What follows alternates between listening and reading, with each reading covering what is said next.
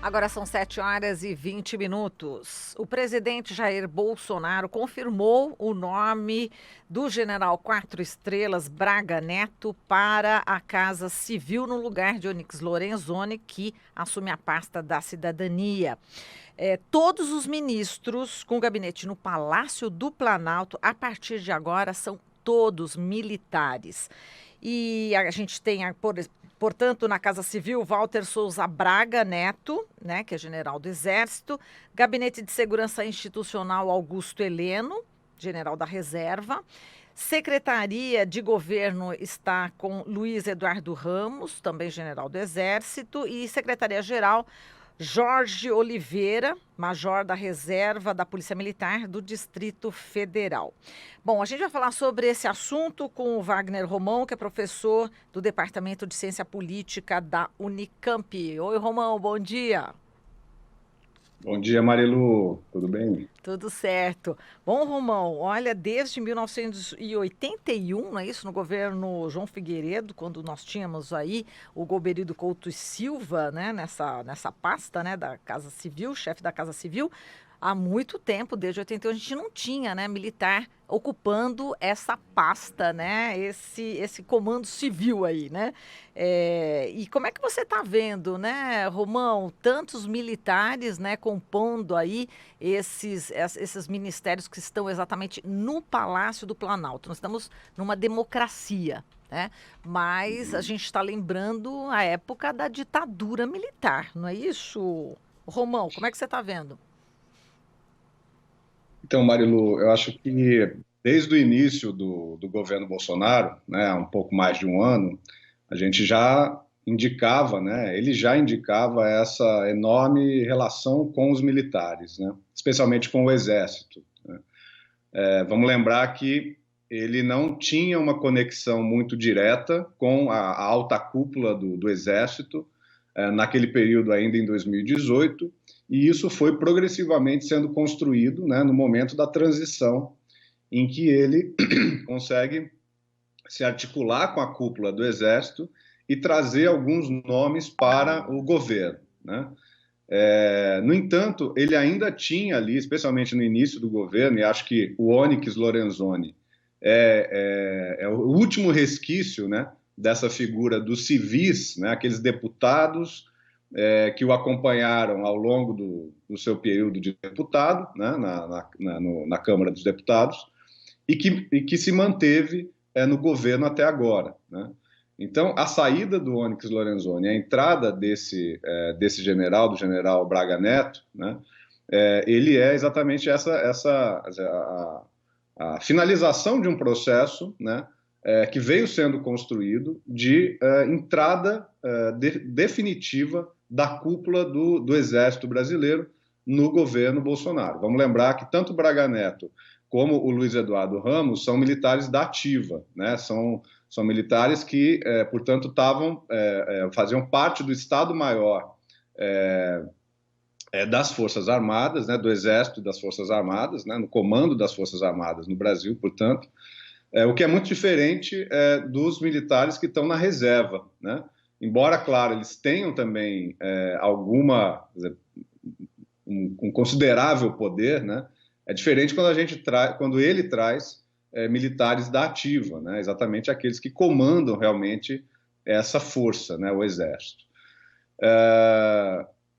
Ao longo do período, ao longo dos anos também, especialmente dos anos de democracia, a gente teve várias funções para a Casa Civil, né? Ora ela coordenava os trabalhos no governo, ora ela tinha uma relação com o Congresso, enfim, ora ela ocupava um papel mais restrito, inclusive ao próprio Palácio do Planalto, né? E o que nós estamos vendo agora é uma coisa muito paradoxal, na verdade, porque a nomeação anterior, né, do Luiz Eduardo Ramos, que eu acho que é mais estranha ainda do que essa do Braga Neto. Veja, porque o Luiz Eduardo Ramos está na Secretaria de Governo e ele vai fazer o diálogo com o Congresso, né? Quer dizer, em tese, a intenção dele é fazer o diálogo com o Congresso. Então é muito engraçado você chamar um militar, engraçado para dizer pouco, né? Você chamar um militar para fazer esse diálogo com o Congresso. E o Onyx Lorenzoni, que em tese deveria ser essa figura que tem muitos anos de experiência de Congresso, né, deveria fazer esse diálogo. O que começou a acontecer aí? Né? O Onyx Lorenzoni e o seu grupo, né, continuou, de certa forma, tentando fazer algum diálogo com o Congresso, mas certamente, né, aí a gente não tem todos os bastidores, claro, mas certamente essa relação entre o Ramos e o Lorenzoni devia estar extremamente conflituosa, né? O governo continua batendo cabeça no Congresso, né? Acho que talvez o grande projeto aprovado no Congresso foi a reforma da Previdência numa conjuntura toda especial, né? E, nesse momento, o que está acontecendo exatamente é essa perda de capacidade de interlocução política do Bolsonaro, exatamente pela aproximação com o período das eleições agora em 2020. Né? Então, não me parece tão estranho num governo de um ex-militar, de um ex-capitão, né? e fortemente povoado por militares, que ele chame um militar para tocar a Casa Civil, que, na verdade, hoje tem a função de organizar o trabalho do governo. Né? É até natural que ele chame um general de 4 estrelas, da ativa, que tem uma forte ascendência, inclusive hierárquica, porque a gente sabe também que, para além do Palácio do Planalto, diversos ministérios são ocupados por militares. Né?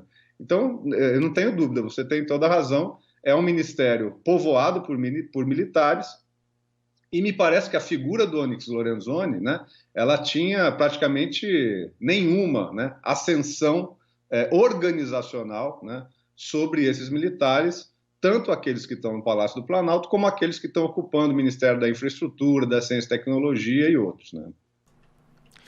Romão, como você disse mesmo, né, o papel do ministro-chefe da Casa Civil acaba variando conforme o governo. A ex-presidenta Dilma, por exemplo, quando foi ministra da Casa Civil no governo Lula, tinha essa função mais gerencial, diferentemente, por exemplo, do José Dirceu, que também tinha essa função gerencial, mas cuidava bastante da articulação política. No caso do Onyx Lorenzoni, ele estava lá para justamente fazer essa articulação política, mas além de ser uma figura, vamos falar a verdade, inexpressiva, né, em termos de parlamento, nunca foi um cabeça do Congresso Nacional em momento nenhum da sua trajetória política, ele também conta com um governo que não ajuda, né, em nada a articulação política. E Osmar Terra também, apesar de ter sido ministro do governo Temer, também é outra figura com pouca expressão. Isso não mostra também um certo isolamento do governo? Quer dizer, ele não tem penetração nem no meio político, nem na sociedade civil, e ele acaba se fechando em torno dos militares, que é onde ele pode conseguir um apoio significativo, Romão? Sim. Acho que, veja, não é o forte desse governo a interlocução com o Congresso. Né? O que nós vimos ao longo do ano passado, e vamos continuar vendo, muito provavelmente, é um protagonismo. Né? Nunca se falou tanto no Rodrigo Maia, né, no presidente da Câmara dos Deputados, no presidente do Senado, como grandes articuladores políticos que tentam, digamos, conversar com o governo para essa agenda de reformas que está colocada, a reforma tributária, a tal da reforma administrativa e uma série de outras reformas aí. E o que nós temos visto é que aquela característica do presidencialismo de coalizão, em que o governo, né, em que o executivo tinha uma força muito grande, organizava o próprio governo, no sentido de tentar estabelecer com partidos políticos, né, uma base governista, né, isso não existe no governo Bolsonaro. Né? A base que se constituiu na reforma da Previdência, que eu acho que é importante sempre a gente citar a reforma da Previdência, foi o maior sucesso desse governo na interlocução com o Congresso, né? Eles conseguiram uma votação muito expressiva em dois turnos, né? Foi uma maioria formada de ocasião. Né? É claro que tinha uma série de partidos ali que tinham identidade com a reforma da Previdência, mas uma série de outros deputados vieram mesmo pela velha política das emendas parlamentares, das promessas, dos cargos e assim por diante. Né? Então, o que eu acho que em termos de prognóstico a gente pode pensar, né, é realmente um ano de 2020, queria avançar nesse prognóstico, bastante difícil para o governo no Congresso, né? O Bolsonaro ele brigou com o PSL, que era, até pouco tempo atrás, o maior partido do Congresso, né? Junto ali com o PT, rivalizando, 53, 54 deputados. Entrou numa enorme enrascada, né? Eu diria, para conformar essa tal Aliança pelo Brasil, um novo partido político, né? Não vai conseguir fazer isso para as eleições de 2020, né? E, ao mesmo tempo, com essa quantidade enorme de agendas negativas, com o ministro Guedes falando mal das empregadas domésticas que foram viajar para a Disney, né? Chamando os servidores públicos de parasitas, o ministro Weintraub, que não gosta dos professores e que é um incompetente, né? Porque fez o pior Enem da história. Eu poderia aqui citar vários exemplos. Então, a possibilidade de que os parlamentares, né, que vão disputar eleições nos municípios, né, comecem um processo de distanciamento dessa figura do presidente é muito grande. A única opção, né, a única possibilidade disso não ocorrer é se o país voltar a crescer, né? O que a gente sabe que os economistas indicam como algo bastante difícil, né, por conta das próprias políticas neoliberais, pelas políticas que são as políticas de ajuste que diminuem, né, a capacidade do país retornar a uma situação de crescimento. Então, eu acho que esse ano de 2020 vai ser um ano difícil e talvez não por acaso o Bolsonaro reforça, né, no governo os militares, né, e aí eu acho que embora titubeassem no início, não há dúvida que a cúpula dos militares, a cúpula do Exército, ela entrou no governo, né, para tentar, digamos assim, salvar, né, aquilo que for possível ao longo desse período de governo Bolsonaro. Me parece que é essa a situação aí na relação dele com os militares e nessa perspectiva para o ano de 2020. Né? Agora, esse fato, né, de ter toda a cúpula ali, enfim, todo o Planalto, todos os gabinetes ali do Planalto serem ocupados por militares, é temeroso, Romão? Veja, Marilu, eu acho que sim, né? Porque eu acho que especialmente na relação com o Congresso isso é muito ruim, né? Eu vejo como algo que é esperado, né? Que como eu já disse, né? Que um ex-militar num ministério muito cheio de militares convoque um militar para coordenar o governo. Esse é o papel da Casa Civil. Eu acho que é muito pior, né? Aí, se a gente for pensar estruturalmente, que a gente tenha sempre militares como soluções de problemas, né? Então, INSS foi esse caso, né? As próprias escolas cívico-militares, né? Que é a convocação de militares da reserva para atuar nas escolas, né? Eu acho que esse é o grande problema. Agora, por incrível que pareça, eu acho que só no governo Bolsonaro tão contraditório e tão paradoxal que os militares, pelo menos uma parcela dos militares, eles têm sido um freio ao crescimento dos grupos que acho que são os mais daninhos mesmo desse governo, que são os olavistas, né? São os olavistas, são os fortemente ideológicos, aqueles que entendem que o comunismo está graçando no país todo, que é preciso exterminar o comunismo, né? Que nas universidades só existem comunistas, né? Que no serviço público só existem comunistas, ou seja, é um pessoal realmente delirante, é um pessoal que delira e que acha que está nos anos 50 ou nos anos 60, em plena Guerra Fria, né? Então, por incrível que pareça, né, os militares acabam tendo, nesse governo, né, um papel quer dizer, eu acho que é extremamente preocupante, né? Talvez se a gente tivesse num governo em condições normais, isso seria ainda mais preocupante, mas nesse caso, né, por paradoxal que pareça, eles acabam adotando uma postura um pouco mais moderada, né? A gente vê, eu acompanho muito o Ministério da Educação por conta, né, do nosso papel nas universidades, enfim. Veja, quando os militares... existe ali um conflito forte, né, entre o grupo olavista e o grupo dos militares, né? E a gente, às vezes, se pega torcendo para os militares, é uma coisa terrível, né? porque o outro lado realmente é um lado delirante, né?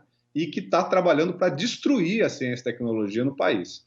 Então, acho que nessas condições que nós temos, né, se os militares passarem a ocupar um papel de defesa da soberania nacional, de defesa da ciência e tecnologia, né, de defesa, enfim, do país como um todo e das instituições, né, eu acho que é um mal menor, né? Mas eu concordo contigo, que nós estamos numa situação tão difícil com esse governo, né, que os militares acabam sendo aí um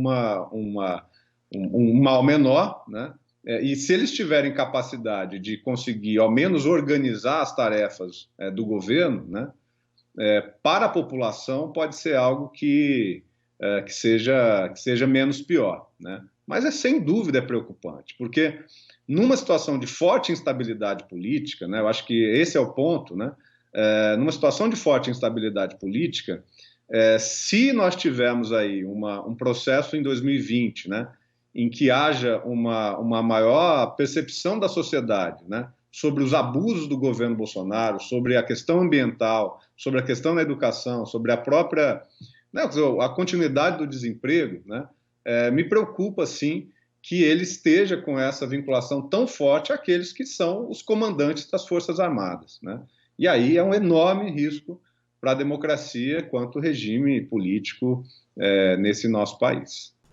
Romão, você falou a respeito dessa disputa de poder dentro do governo, né, entre uma ala militar e outra mais ligada ao olavismo, mas eu tenho um certo pessimismo, na verdade, em relação aos pontos de contato entre um lado e Sim. outro, justamente no caso do Ministério da Educação que você cita, né, que a gente tem o Abraham Weintraub, que é olavista, mas temos justamente nessa pasta aí o avanço, por exemplo, das escolas cívico-militares. A gente teve pela primeira vez no Enem a ausência de qualquer questão relacionada à ditadura civil-militar que a gente teve no Brasil. Temos também já questão de ingerência na escolha do conteúdo de material didático. Enfim, esses pontos de contato também entre uma ala e outra não são perigosos para a democracia, ainda que a gente não tenha um regime autoritário do ponto de vista formal?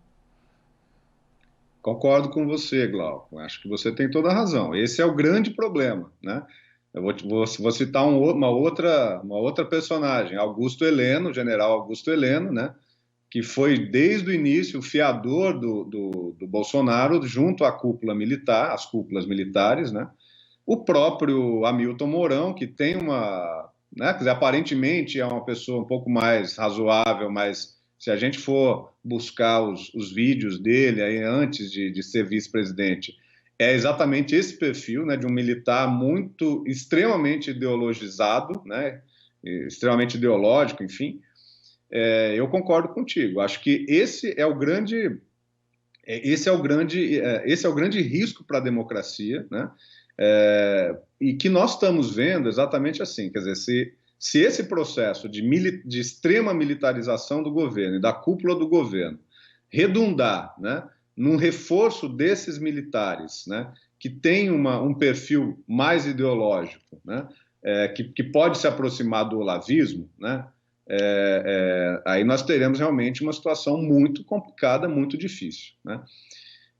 O que a gente analisa aí do perfil do Braga Neto, né, é que, digamos, ele não é muito afeito a esse tipo de delírio, né? Então, uma figura que aparentemente tem um perfil mais executivo, né, que atua nessa coisa de organização, né? Então, eu acho que nós temos que, claro, ficar muito vigilantes para ver como vai ser esses primeiros momentos, né, da sua ação no governo como coordenador de ações, né? Eu sempre acho que nós temos que combater, né, aquilo que nós não entendemos como bom, como razoável no governo, temos que combater as falhas do governo, mas também, por outro lado, torcer para que o governo não dê certo acaba sendo torcer contra a população, né? A depender dos setores. Eu acho que, por exemplo, o setor do desenvolvimento social, o próprio setor da educação, né? Quer dizer, nós temos que combater aquilo que está errado, né? Aquilo que, por exemplo, ninguém quer que o Enem dê errado, né? Nós queremos que o Enem dê certo, nesse sentido que o governo tenha sucesso em fazer um Enem que seja justo, que seja condizente com aquilo que os estudantes estão esperando, né? E temos que combater aquilo que está errado, né? Por exemplo, toda a perda de verbas para as universidades públicas, ou mesmo a reforma do Bolsa Família, que aparentemente vai ser muito ruim, né? Então, quer dizer, ter um militar, né, que coordene os trabalhos, que acabe com essa bagunça que está esse governo, né, em termos de execução, me parece algo positivo, né? Agora, se for uma coisa relacionada à perseguição política, né, ao incremento dessa ideologização, né, nós nunca tivemos um governo tão ideológico, né, como o governo Bolsonaro, né? Então, isso é importante que a população saiba, né, que essa ideia do viés ideológico é uma enorme besteira, né, quando o Bolsonaro fala isso. Então, nós nunca tivemos um governo tão ideológico. E desde o governo militar, e em alguns governos, até mais que o governo militar, a ditadura militar, nós estamos tendo os militares dentro da política, né? Dentro do governo, do executivo e também do legislativo, né? Então, essa confusão entre aqueles que detêm o controle das Forças Armadas, né, e que, ao mesmo tempo, têm uma postura de eliminação do seu inimigo, né, do seu adversário político, do seu inimigo interno, isso é extremamente arriscado para a democracia, eu não tenho dúvida disso, e o nosso papel, né, acho que tanto na universidade como na imprensa, na mídia livre, né, quando a gente está pensando também nos órgãos de comunicação mais hegemônicos, né, a gente tem que denunciar e temos que nos proteger, porque isso é proteger também a democracia, né? Bem, gostei do termo, mídia livre. Romão, só para a gente encerrar, isso vai ser tema mais para frente, mais os professores universitários das universidades públicas vão entrar em greve, né, dia 18 de março, né? Mas isso a gente vai falar depois, mas é importante, né, que, enfim, a sociedade esteja atenta, porque é uma greve importantíssima, né? Quero falar sobre isso depois, então, Marilu. Combinadíssimo. Diga. A gente esteve participando do congresso do ANDES, do Sindicato Nacional, né? Tem uma série de entidades, acho que praticamente todas as entidades do campo da educação estão se preparando para o 18 de março, né? Que deve ser um dia de mobilizações, deve ser um dia de conversa, né, com colegas, com os estudantes, com os docentes, com os funcionários, com a sociedade de maneira geral, no sentido de fazer a defesa da educação. Tem um tema importantíssimo aí, para além da questão das universidades, da ciência e tecnologia, que é a questão do Fundeb, né?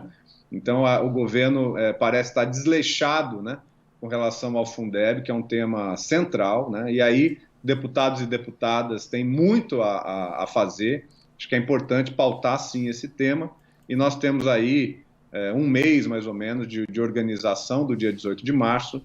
Tem que ser um dia de olhar para a educação, pensar na educação, entender a educação como algo que é bom para o país, né, e que não deve ser criminalizado. Infelizmente, hoje nós estamos vivendo um clima, inclusive, de criminalização da educação, dos docentes, dos professores, e acho que esse período aí de retorno às aulas, né, muitos estão voltando às aulas nessas semanas, é um momento importante de conscientização e de defesa desse que eu acho que é um dos maiores patrimônios do Brasil, que é o sistema educacional, né, com todas as suas falhas, mas que é um sistema que deve ser público, que deve ser para todos e todas. Muito bem, Romão, a gente agradece aqui a sua participação, um forte abraço para você, até mais.